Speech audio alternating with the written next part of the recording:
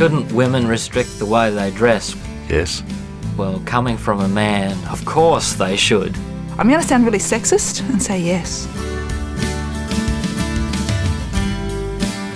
I think this has been an age-old dilemma for people because, men, what they look at and what they see does tend to turn them on.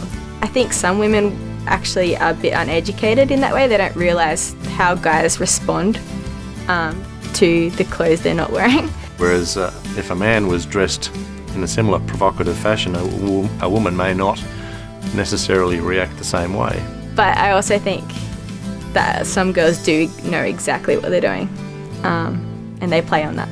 Unfortunately, men are much more visual creatures than women are, and so we might look at a woman whom we think is dressed provocatively and react a certain way. I think a lot of it's a self-esteem thing, and so they gain their worth from getting those reactions that they get, I guess. I guess it's hard for us to impose standards on people. I know in some cultures those kinds of standards are imposed. Women are expected to dress a certain way to cover up from head to foot. When women have to cover themselves totally, I have a problem with that personally, because it sort of says, I'm covering myself so that you don't look at me. If there is something causing you to fall in your life, sin, you need to deal with that with God.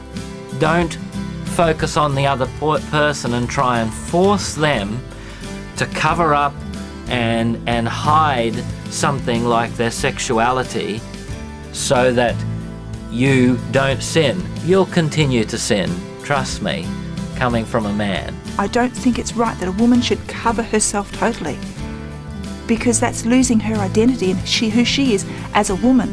But we have to really be careful when we start to expect others to change for us, when really the issue lies with us first of all. We're sinners.